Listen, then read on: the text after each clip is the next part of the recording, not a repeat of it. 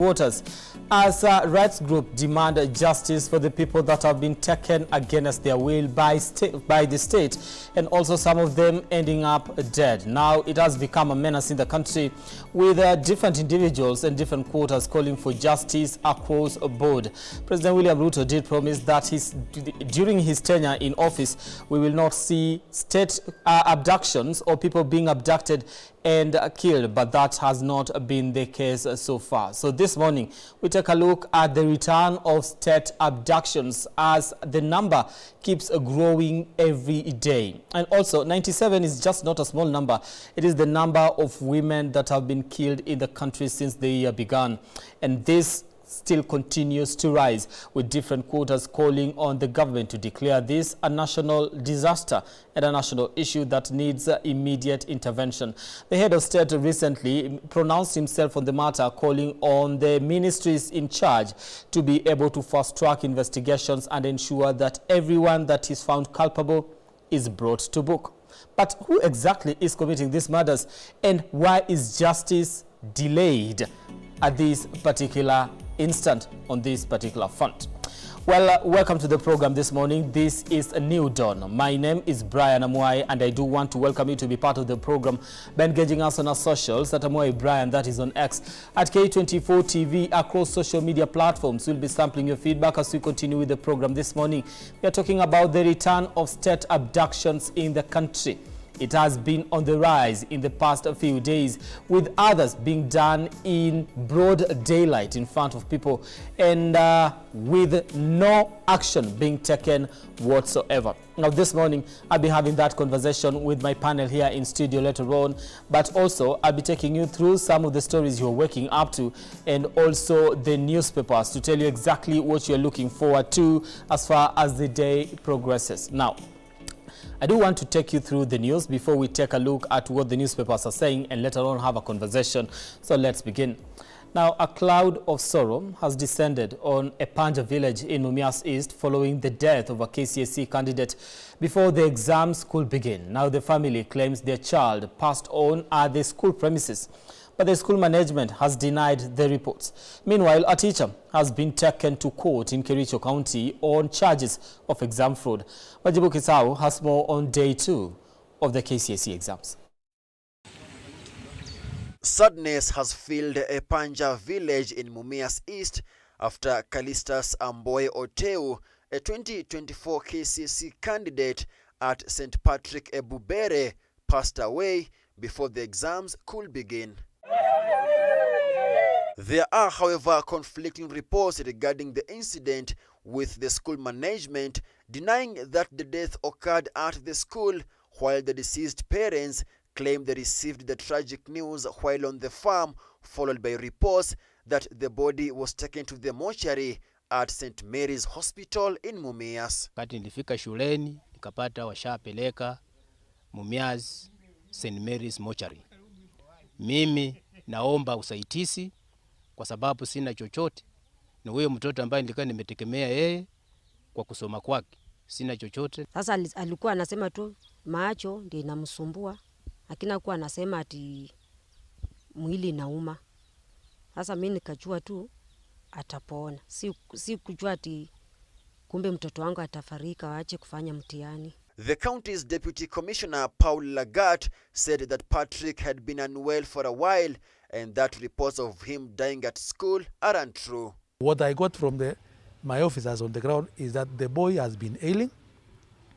He was not in school, and he died when he was outside the school. He was not even in the school. So we want to clarify the fact that the information that is in the media, that the boy actually died in school, is not true as far as we are concerned. This comes even as a teacher from Kunyak Secondary School in Kipkelion West, Kericho County, was brought before Kericho Chief Magistrate Frederick Nyakundi on allegations of possessing leaked KCSE exam papers. The accused, Washington Osinde, appeared in court and denied the charges.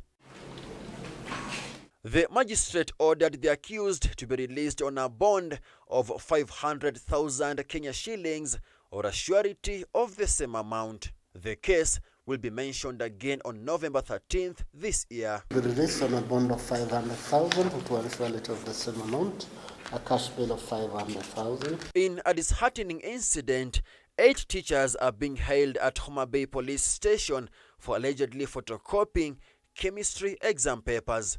Confirming the incident, Area Police Commander Emmanuel Kiplagat said the suspects were found duplicating a chemistry exam paper.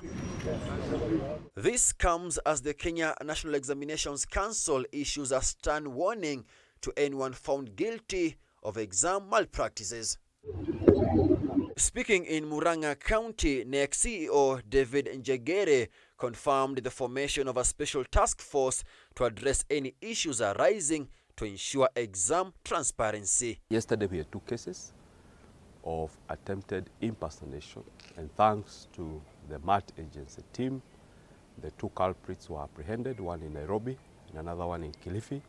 So we are vigilant across the country. So anyone who is planning to engage in any malpractice, they can rest assured that we are going to move in and apprehend them. With the KCSE exams underway nationwide, candidates are being urged to prepare for the remaining papers and uphold integrity, while those seeking answers through unethical means are warned of severe consequences. Majibu Kitsao for K24 TV, Nairobi. Now, 2 men have been sentenced to 35 years in jail after being found guilty of murder by the High Court in Eldoret. David Ekai and Peter Ushuru were both found guilty after waylaying and killing Benjamin Kiplagat, a Kenyan athlete who used to compete for Uganda on December 31st, 2023 in Kimumu Estate in Eldoret. Now, in his judgment, Justice Ruben Nyakundi said the 2 pre-planned to execute the murder, and he served a long time in jail to serve as deterrence to others. Timothy Simo reports. Elizabeth Chemweno calmly walked to take the stand at the High Court in Eldoret.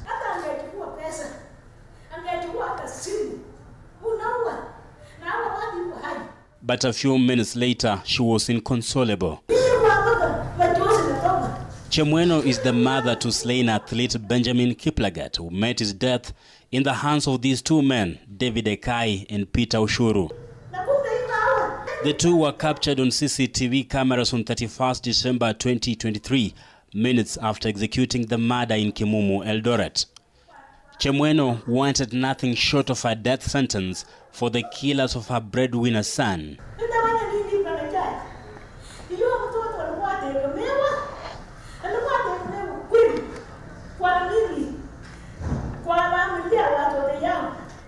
Her pain and tears moved the entire courtroom. And for the heinous crime, Justice Ruben Nyakundi handed Ushuru and Ekai 35 years custodial sentence. Taking a combined evidential material, combined factors on mitigation and aggravating factors, I pass a sentence of 35 years custodial sentence. According to Nyakundi, the murder must have been premeditated by the convicts since they didn't take away anything from the late Kiplagat after killing him. So if accused persons of sound mind set out themselves and take the life of another, which is not recognizable under the Constitution or under the statute, then this court must rise up to the occasion and pass the appropriate sentence. The family says they are contented with the decision of the court and can have some semblance of closure for the loss of their kin. Kama familia tumeshukuru na tumeridhika na hiyo uamuzi ya mahakama ya kupea hiyo miaka 35. Tungependa pia kushukuru wale ambao kitengo cha DCI ambao walitusaidia, kitengo cha media ambaye wamekuwa pamoja nasi tangu kesi hii ilipoanza. Meanwhile, another murder case involving the late Agnes Tirop will resume in February next year, with 15 more witnesses set to testify. Agnes was found murdered in October 2021, where her husband Ibrahim Rotich, now out on bail, being the prime suspect. Timothy Simwa, K24 TV. Now, the killings and abductions that took place during the recent protests in the country were carried out by special unit within the security forces. This information came to light during yesterday during a meeting held by the Parliamentary Security Committee with the Independent Policing Oversight Authority (IPOA) and the Kenyan National Human Rights Commission. And as I report on this matter, 60 people, including children, lost their lives. The Zuma Generation protests held in Kenya in June and July led to alleged killings by security officers, kidnappings and arbitrary arrest of protesters. These events will be remembered as a period marked by significant human rights violation. Appearing before the National Assembly Security Committee, the National Commission on Human Rights and the Independent Policing Oversight Authority (IPOA) revealed that police were responsible for the June and July killings, with 60 people recorded dead. IPOA admitted that a special security unit was behind many of the killings and kidnappings. The police officers who come under your mention, from which unit of the police do they come? And I'm asking that question so that we may also know if there are people operating out of the non-established units who could be doing. The chair, on the issue of which police units, again, very valid question. I would also want to say that this is also on case-by-case basis. There are instances which we have been able to establish that the special units we've been able to confirm. For example, not necessarily death, where a kidnap has happened or alleged kidnapping has happened, and we've been able to investigate, and clearly from investigation is pointing to the special units. It's alleged that police violated the protest rights, detaining them without pressing charges. We have an MOU with the Witness Protection Agency. The KNHRC report also claims that the government contributed to disrupting the protests as police were observed protecting groups infiltrating the Gen Z demonstrations. Particularly, we want to note that on the 23rd of July, pro-government groups in motorcycles were fueled at a particular fueling station. Indeed, our officers went there and I saw it and identified the people who were paying for the fuel.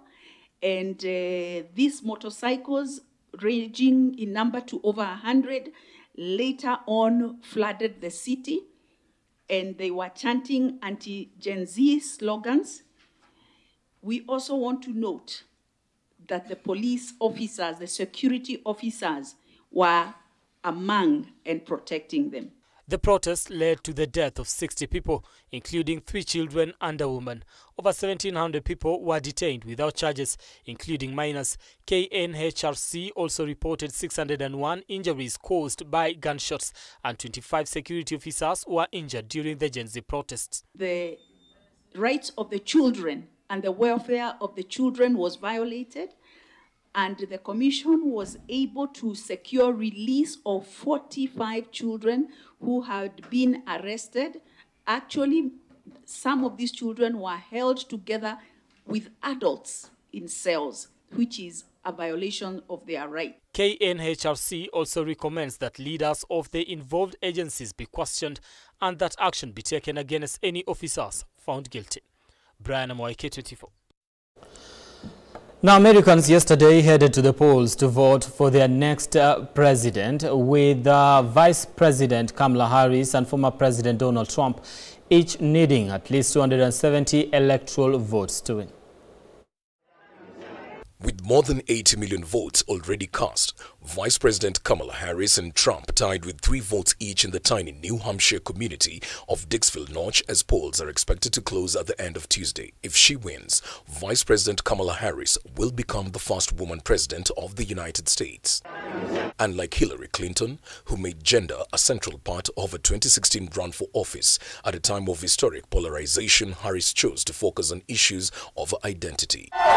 Donald Trump, on his end, is taking a third swing at the seat after being edged out by President Joe Biden in the last elections, which ended up with Donald Trump being prosecuted on different counts, one of them being the January 6th U.S. Capitol Hill attack by his supporters. According to different analyses, It is said neither of the two candidates can get over the 270 electoral college votes without swing states.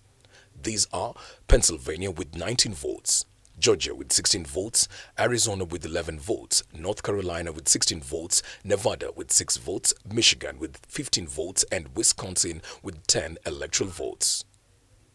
Looking at the demographics, October polls indicated that young voters were divided among both candidates, with earlier months showing they favored Kamala. Women and Americans from non-white backgrounds show the strongest support for Harris, while white and male voters make up Trump's key base. The gender gap between both candidates, with more men supporting Trump and women supporting Harris, does not appear as drastic in this poll.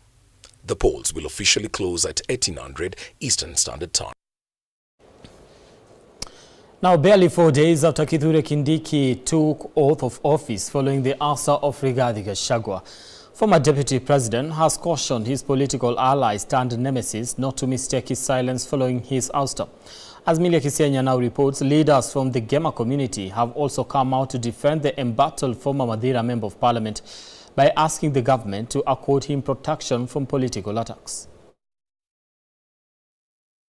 Days after former Deputy President Rigathi Gachagua called on the government to use the same process and speed of his impeachment to expedite the Coffee Bill 2023. Rigathi is back again.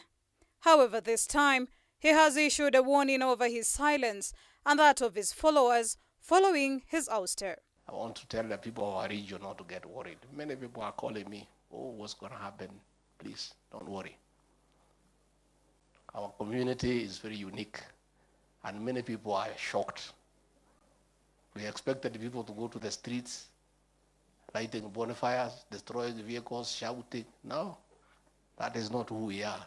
Sending the alert while joining other leaders in Limuru, Kiambu County to pay tributes to Lucy Wambui Ng'ang'a, the wife of businessman Francis Ng'ang'a, who passed away after a reported botched medical procedure at the Omnicare Medical Clinic in Nairobi.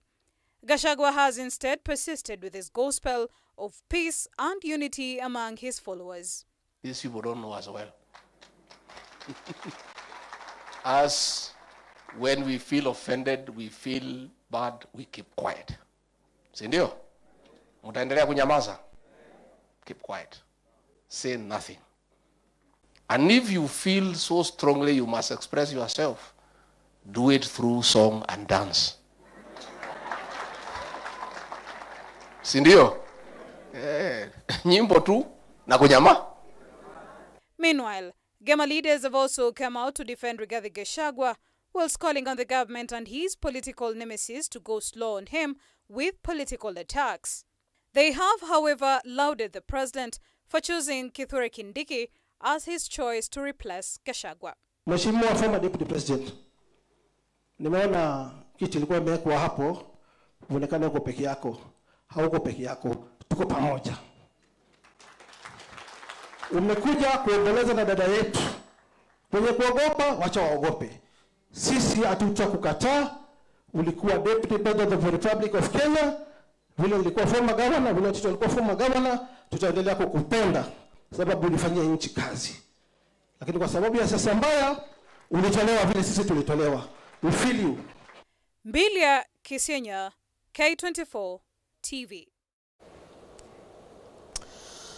Now, despite efforts he made in silencing the guns in the vast North Rift region, the use of excessive force by police and arbitrary arrests have been termed as the issues tainting DP Kithure Kindiki's tenure as Interior CS.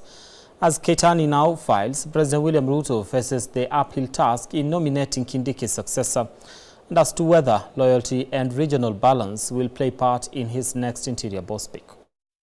I, Kithure Kindiki. After taking oath of office as the country's third DP under the 2010 Constitution, his shoes in the Interior docket were temporarily filled by Prime CS Musalia Mudavadi, as intense lobbying continues over who will be appointed next Interior Chief. However, even as President Ruto lines up a new Interior CS, Kindiki's tenure, though marked by victories in the fight against banditry, has been tainted by cases of arbitrary arrests, according to governance expert Dr. Isaac Hassan. His record was not perfect. I mean, You remember quite a number of issues raised during Gen Z's demos, where Professor Bing having National Police in his docket, where there was a lot of force used by the police. There was a bit of torture and a bit of kidnapping, and of course quite a number of arrests and lawful arrests that were conducted by the police. According to Dr. Hassan, President William Ruto is likely to consider loyalty and regional balance in his next pick for Interior CS. The president will look at who is very loyal and able to pick up his agendas within the security sector, where no secret will be held. The Interior Ministry, being very sensitive and being a docket that is very crucial in governance, then he will look at someone who at least has knowledge on how to manage Interior Ministry. Among those named as possible successors include Kimani Ichung'wah, Aden Duale, Kato Ole Metito, Junet Mohamed, among others. With President William Ruto somewhat facing a dilemma on who to pick as the new Interior CS, Kimani Ichung'wah remains one of the likely frontrunners as the head of state seeks to solidify his support in the Mount Kenya region. Dr. Hassan, however, notes that despite there not being an IEBC in place, picking Ichung'wah would most likely not be a route President William Ruto would take. His sentiments align with those of Kibra MP Honorable Peter Orero. I would not think that he would pick somebody who will bring about by election, especially in central Kenya, as things stand now. It will be political naivety to pick a representative where by election will be called at the moment. As to whether Environment CS Aden Duale will be considered for that post, Hassan argues that with the NIS and DCI bosses all from the same ethnic composition as Duale, that could jeopardize his chances. We have the Director General Investigation Department, DCI, as a person from Northern Region. We have Nuruddin, who is from Northern Region, who is the Director General for National Intelligence Service. So that means then there will be a lot of talks and speculations in the corridors of politics. Whether or not Duale is picked as the new Interior boss, Dr. Hassan believes there's a looming cabinet mini reshuffle. If you must pick someone whom he is not appointing direct into that docket, we are likely to face a mini reshuffle in the cabinet. As eyes now turn on Ruto's political allies and who will be considered, Dr. Hassan has deemed Interior PS Raymond Omolo as a man fit for the job.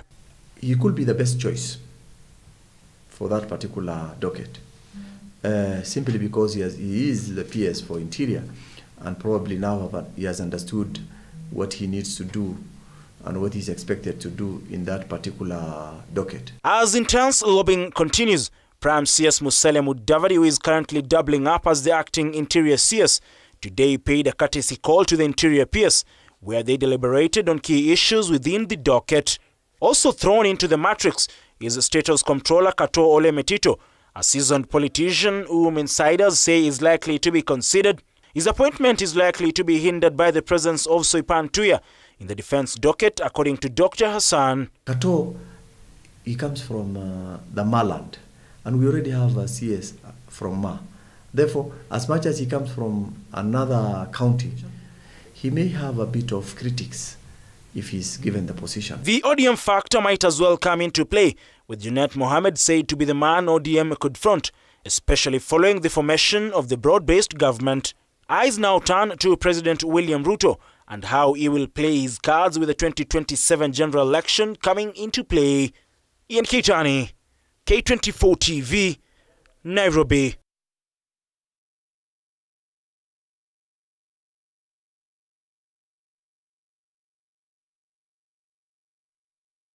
As we, look forward to having a conversation this particular morning on the return of state abductions in the country. And of course, I have my guest here in studio, of course, Kathy Rungo. How are you? Very well, thank you. How are you? I'm doing fine, thank you. Thank you for having me here. All right, so we take a break. We'll be back in a few. Continue engaging us on our socials at Amoy Brand, that is on X, at K24 TV, across social media platforms. We'll be sampling your feedback as we continue with the program this particular morning. When we come back, we'll be taking a look at what's happening on the newspapers and what you're waking up to. Then later on, get into our conversation this morning, even as we look forward to the polls in the United States of America.